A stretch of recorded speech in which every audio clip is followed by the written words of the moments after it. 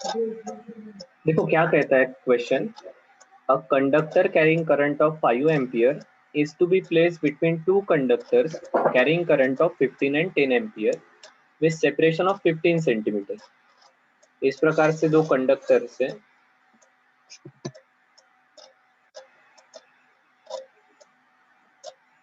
जो 15 ampere and 10 ampere का current carry करते हैं।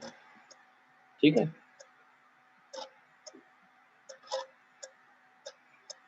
अब इसके बीच में हमें एक कंडक्टर प्लेस करना है which is carrying current of 5 ampere.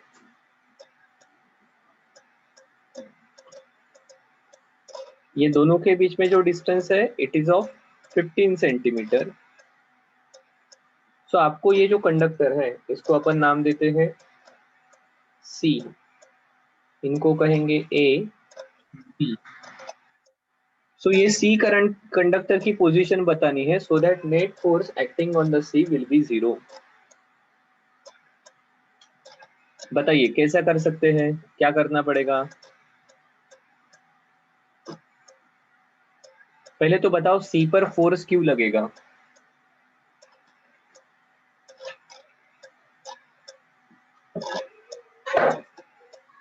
सी पर फोर्स क्यों लगेगा? अगर ये लॉजिक ध्यान में आ गया तो आगे का पार्ट आसान हो जाएगा। सी पर फोर्स इसलिए लगेगा because when a current carrying conductor which is C is, it is carrying current of 5 ampere is placed in magnetic field, it experiences force। So C के पास मैग्नेटिक फील्ड अगर 0 होती है तो C पर फोर्स नहीं लगेगा। C के पास मैग्नेटिक फील्ड रहेगी तो C पर फोर्स लगने वाला है। अब देखो C पर लगने वाला फोर्स आप निकाल सकते हो I into L cross B से। ठीक है, अब C के पास मैग्नेटिक फील्ड रहेगी बिकॉज ऑफ A, जिसकी डायरेक्शन कहाँ रहेगी?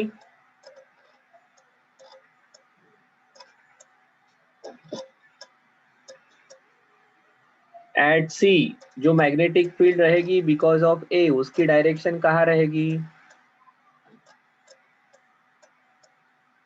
सी के पास जो मैग्नेटिक फील्ड रहेगी बिकॉज ऑफ बी उसकी डायरेक्शन क्या रहेगी?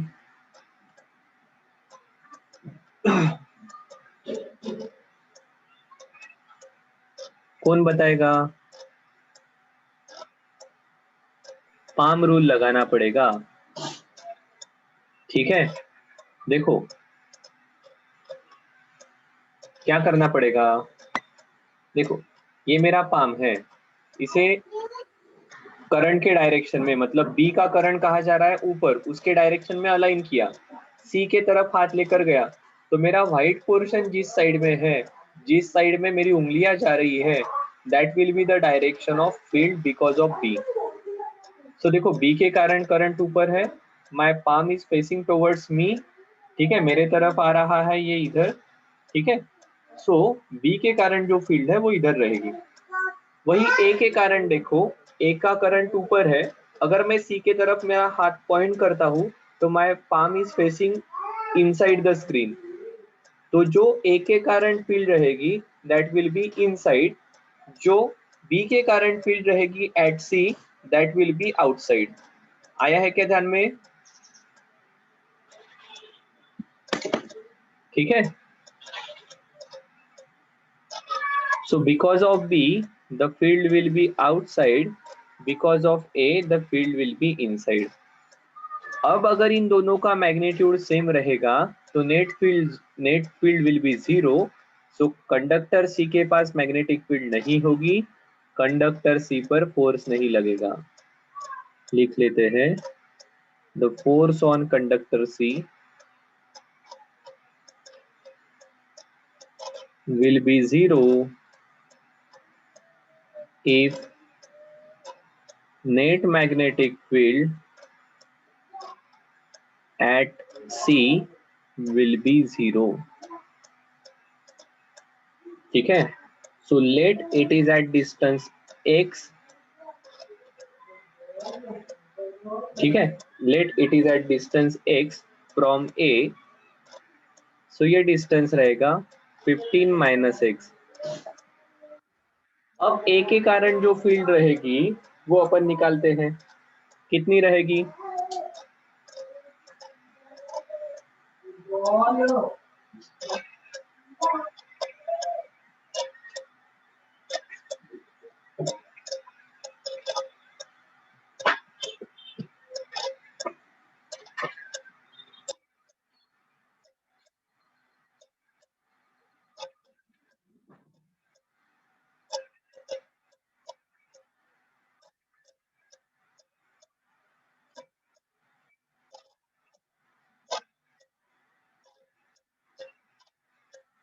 So magnetic field because of A will be mu naught I upon 2 pi d, d के जगह आ जाएगा x।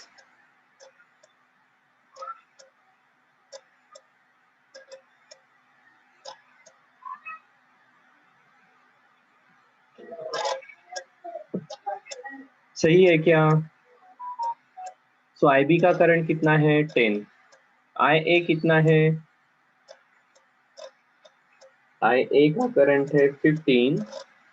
ओके, लिखा तो है हमने ये। तो देखो ये कैलकुलेशन करते हैं। Mu naught upon 2 pi, mu naught upon 2 pi चले जाएंगे। IA is 15 upon x equal to IB is 10 upon 15 minus x। ठीक है, तो क्या आ जाएगी वैल्यू x की?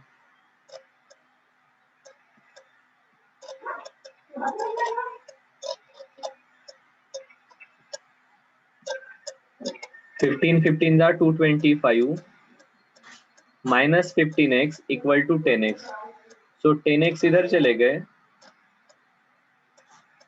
तो माइनस 15x उधर चले गए, तो ये 25x बन जाएंगे।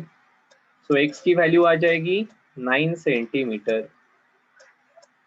It means the conductor should be placed at 9 centimeter from 15 ampere conductor and 6 centimeter from 10 ampere conductor।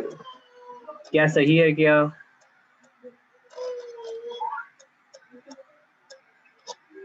हाँ सर, बिल्कुल सही है, ऐसा ही करना पड़ेगा। देखो सवाल देख लो क्या कहा है। Magnetic field due to current carrying circular loop of radius 12 centimetre. ये 12 सेंटीमीटर का जो लूप है उसके कारण सेंटर पर जो मैग्नेटिक फील्ड है it is 0.5 into 10 to the power -4 tesla. तो आपको magnetic field due to this loop at this point निकालनी है। कितना डिस्टेंस पर पॉइंट है? तो this point is at 5 centimetre. निकाल लेते हैं। निकाल पाओगे क्या? तो देखो हम लिखते हैं सबसे पहले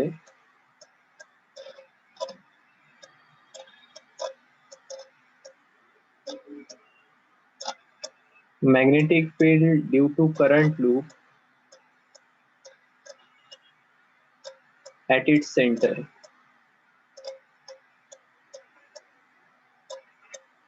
क्या रिलेशन आता है ये?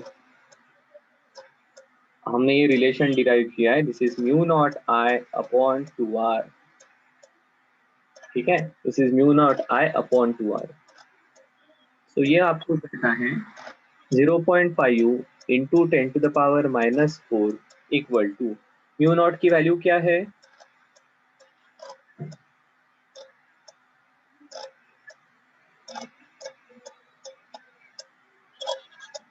मैं 2r ही लिखता हूँ।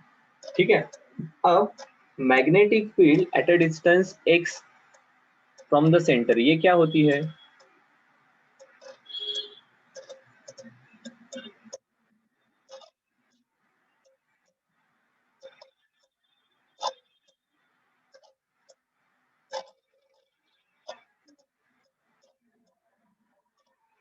At distance x on axis will be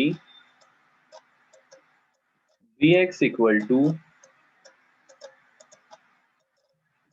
mu naught IR square upon 2 times R square plus X square raised to the power 3/2।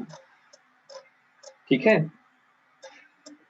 तो ये हमारा पहला रिलेशन हो गया, ये हमारा दूसरा रिलेशन हो गया। बस 1/2 करते हैं तो आंसर आ जाएगा। देखो इधर लिखता हूं मैं,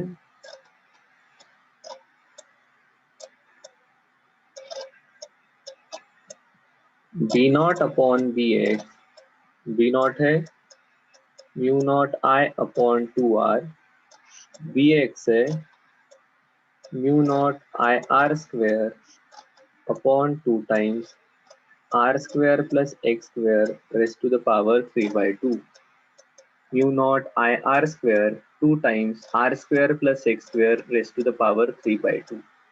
एक एक वैल्यू पुट करते जाते हैं, पहले तो कैंसिल कर लेंगे, म्यू नॉट आई, ठीक है, ये कैंसिल हो गया। बी नॉट की वैल्यू पुट करता हूँ, क्या है 0.5 इंटू 10⁻⁻⁴, बी एक्स निकालना है, ठीक है। अभी देखो डिनोमिनेटर के डिनोमिनेटर का पार्ट ऊपर चला जाएगा, 2 टाइम्स आर स्क्वायर मतलब किसका स्क्वायर है 12 का स्क्वायर, एक्स का स्क्वायर इज एक सेकंड, 12 सेंटीमीटर है, 12 इंटू 10⁻⁻² का स्क्वायर प्लस एक्स की वैल्यू है 5 इंटू 10⁻⁻² का square raised to the power 3/2 upon, ये 2r नीचे आ जाएंगे 2r³, ठीक है, r की वैल्यू है 12 इंटू 10⁻⁻² का क्यूब। अब देखो ये आपको पता है 12 का स्क्वायर 144 प्लस 5 का स्क्वायर 25, ये आ जाएगा 13 का स्क्वायर, ठीक है। So this is 2 times 13 into 10⁻⁻² का स्क्वायर इंटू 3/2 अपॉन 2 12 इंटू 10⁻⁻² का क्यूब। अब ये 2 कैंसल, ये ऊपर के 2 चले गए, नीचे के 2 चले गए, ये बन गया 13/12 का क्यूब, ठीक है। अब 13/12 का क्यूब इज लाइक कितना आने वाला है ये,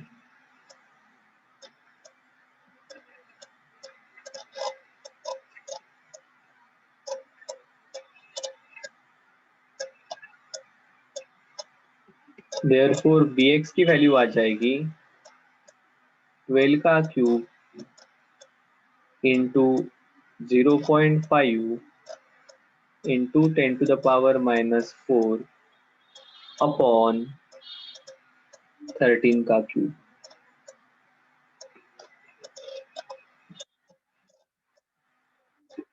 ठीक है। ये वैल्यू आ जाएगी 3.9 इंटू 10⁻⁻⁵। मैग्नेटिक फील्ड है इसलिए टेस्ला, ठीक है क्या। देखो हमने क्या किया, हमने कहा मैग्नेटिक फील्ड एट सेंटर का रिलेशन लिखा, magnetic field at a point on axis का रिलेशन लिखा, दोनों रिलेशन को एक दूसरे से डिवाइड कर दिया, फाइनल कैलकुलेशन किया, आंसर आ गया, ठीक है। तो देखो आपको शायद से ये हम पहली बार कर रहे हैं इसलिए ये शायद से डिफिकल्ट लगता होगा, but these are straightforward formula में वैल्यू सब्स्टिट्यूट करने के क्वेश्चंस हैं, ठीक है। आगे जाते हैं,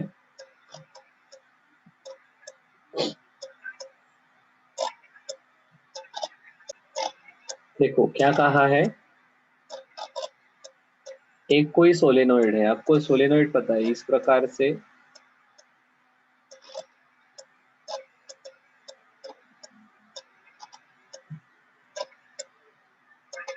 इंसुलेटिंग वायर का वाइंडिंग रहेगा, ठीक है। कितनी लेंथ है इसकी, तो इसकी लेंथ दी है 0.8 मीटर, ठीक है। और 800 टन है।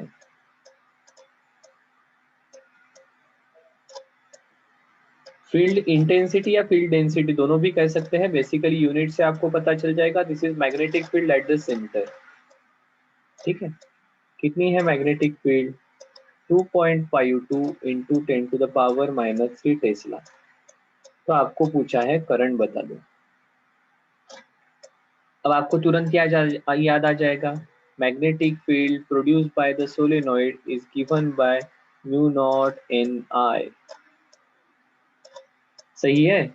और इसकी डायरेक्शन कौन देता है? Right hand thumb rule. ठीक है, चलो अब म्यू नॉट की वैल्यू आपको निकालना क्या है? आई निकालना है। चलो तो आई आ जाएगा B upon mu naught N. Put कर देते वैल्यू। बी की वैल्यू 2.52 इंटू 10⁻³ म्यू की वैल्यू 4 पाई इंटू 10⁻⁻7। ये छोटे एन की वैल्यू बता दो मुझे।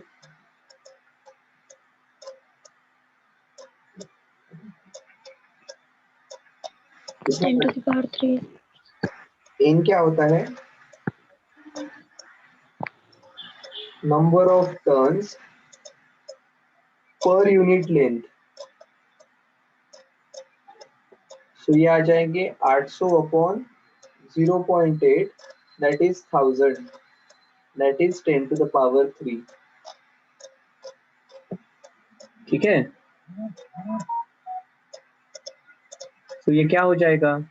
10⁻³ ऊपर चले गए, माइनस हो जाएंगे 10⁻⁻6 and this is 10⁻⁻7। So 2.52 upon 10⁻⁻6, नीचे के 10⁻⁻6 को खा देगा। This will be 10⁻⁻1, so 0.4 into pi. बस अब इसे सॉल्व कर लो, क्या आती है वैल्यू देखो।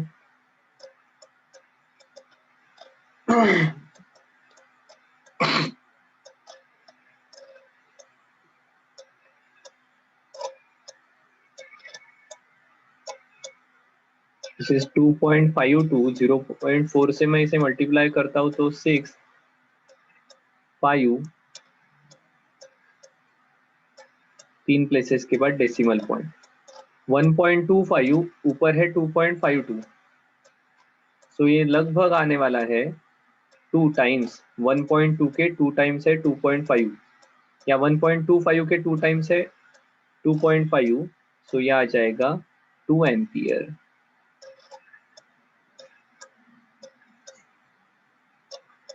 सही है।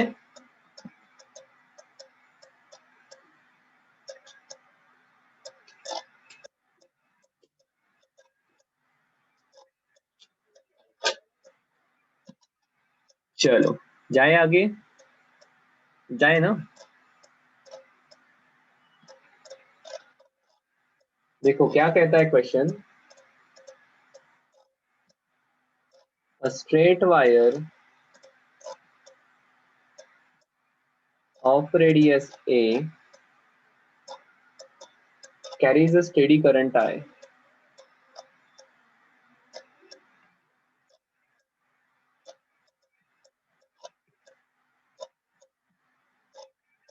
The current is uniformly distributed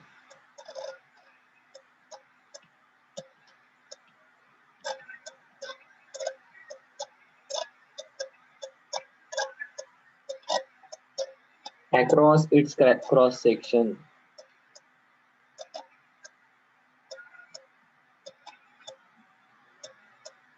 Find ratio of magnetic field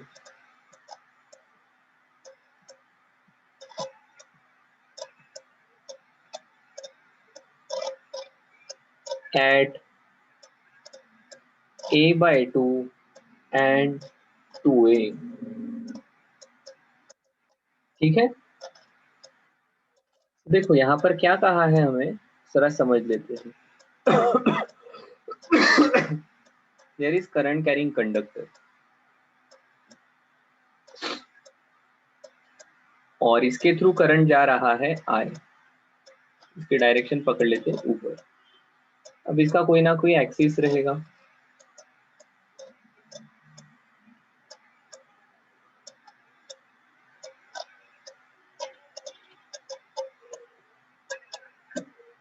अब आपको मैग्नेटिक फील्ड का रेशो पूछा है a/2, इसकी रेडियस कितनी है a, अब a/2 रेडियस पर पूछा है और 2a रेडियस पर पूछा है।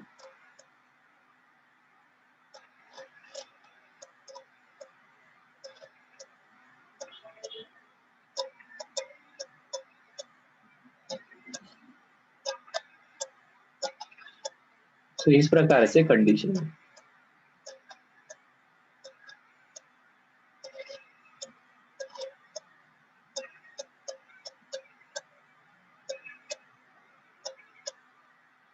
ये है हमारा a, this is a/2, this is 2a। क्या निकाल पाएंगे क्या हम मैग्नेटिक फील्ड? इसको याद करना पड़ेगा।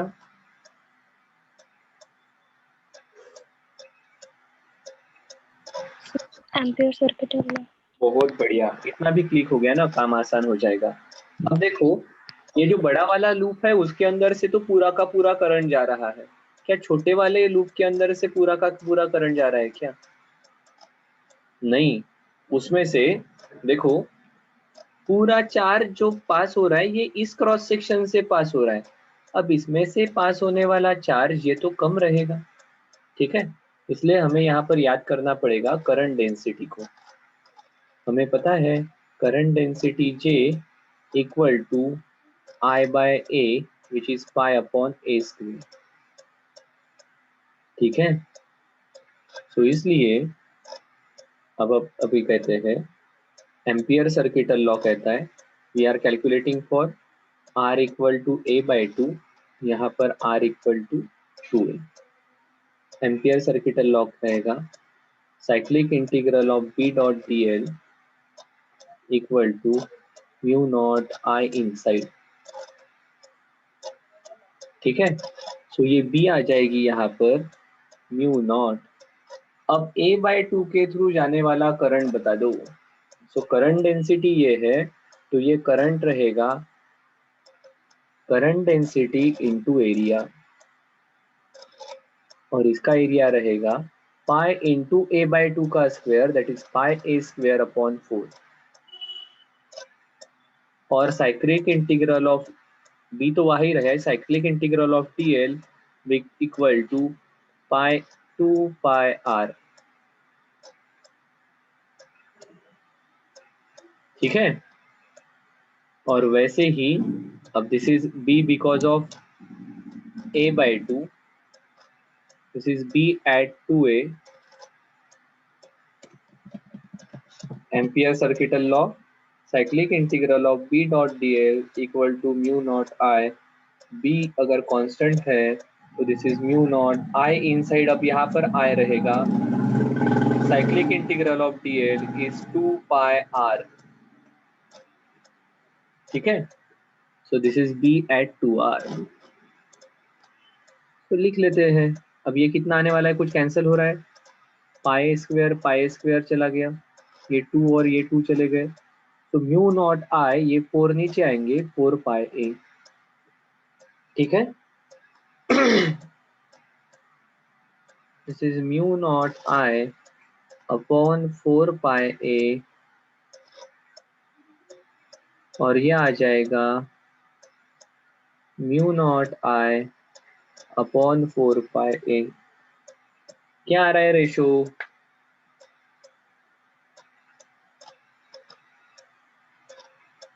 B at A/2 upon B at 2A, ये रेशो 1:1 आएगा,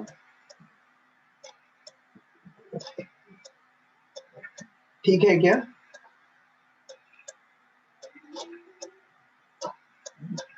सो कंडक्टर के हाफ पार्ट में या आधे कंडक्टर के अंदर, मतलब इस एट दिस पॉइंट जो इंटेंसिटी रहेगी वही बाहर एट दिस पॉइंट रहेगी, ठीक है। चल और एक क्वेश्चन करते हैं।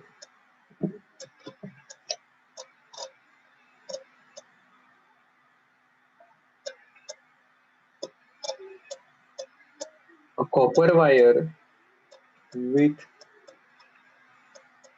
0.01 ohm per meter resistance is used to wind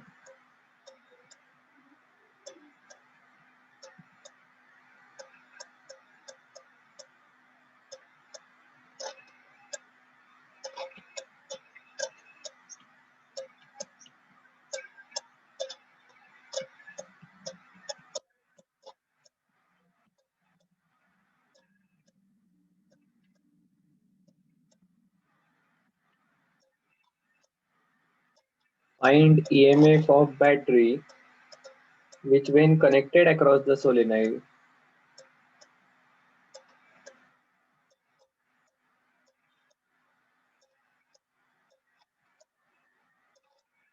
which produces magnetic field of 10 to the power minus 2 Tesla at center। चलो बताओ।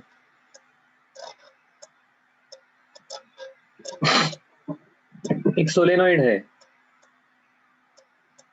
इनडायरेक्टली उसकी लेंथ दी है,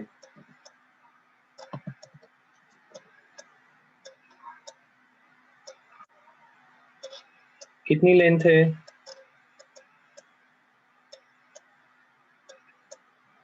20 सेंटीमीटर। कितनी रेडियस है और इसके ऊपर कितने टर्न है?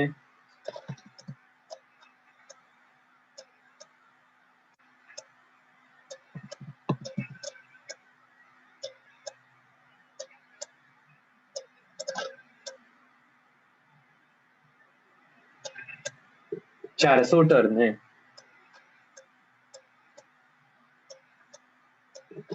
ठीक है, तो बस आपको कहा है इस वायर का अगर रेजिस्टेंस है 0.1 ओम पर मीटर,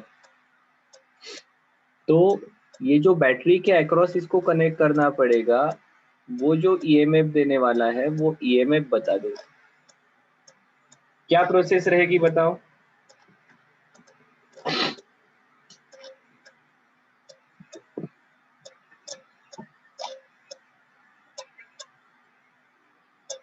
देखो ईएमएफ निकालना है और रेजिस्टेंस के बारे में कुछ कहा है, तो कैसा कर सकते हैं हम?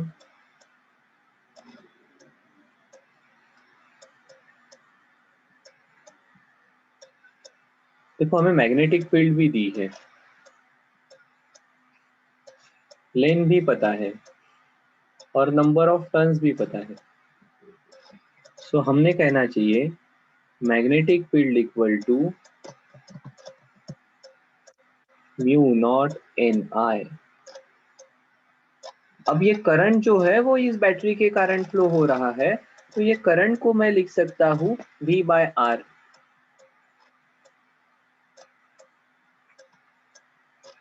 अब वोल्टेज निकालना है, रेजिस्टेंस पता चलेगा क्या? हाँ सर, रेजिस्टेंस पता चल जाएगा अगर वायर की लेंथ पता चली तो। वायर की लेंथ पता चल जाएगी बिकॉज नंबर ऑफ टर्न्स और रेडियस पता है। तो देखो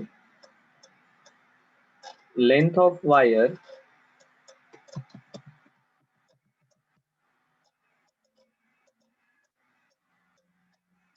नंबर ऑफ टर्न 400, एक टर्न की length 2 into pi into R, circumference into number of turns, 10 to the power minus 2 इसलिए लिया क्योंकि ये सेंटीमीटर में है, 1 सेंटीमीटर, इसे मीटर में किया। ठीक है, तो ये लेंथ मिल गई तो रेजिस्टेंस मिल जाएगा।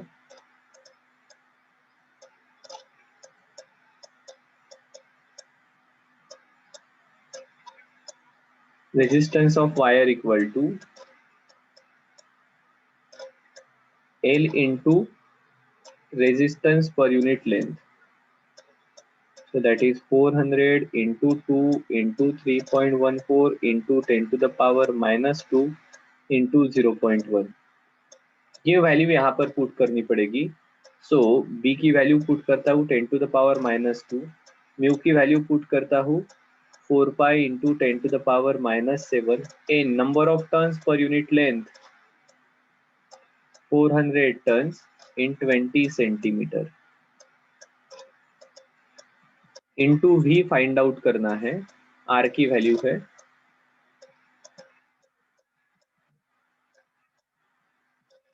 चलेगा ना. 10 to the power minus 2 into 0.1 इसको 10 to the power minus 3 लिखा और 3.14 को पाई लिखा. क्यों, आपको ध्यान में आया होगा.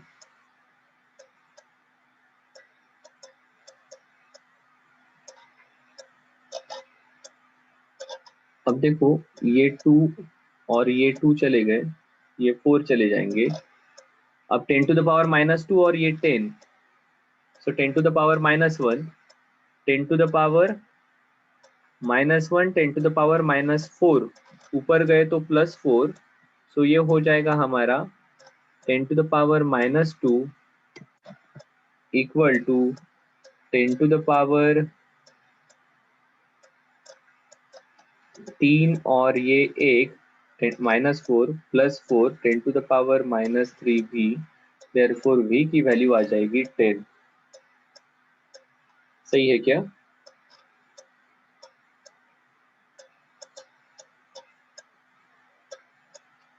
सो 10 वोल्ट की बैटरी रहेगी.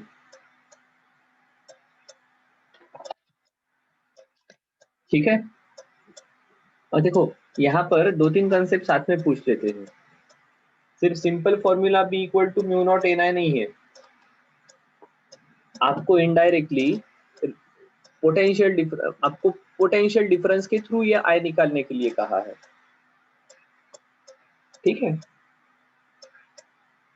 चलो, अरे यार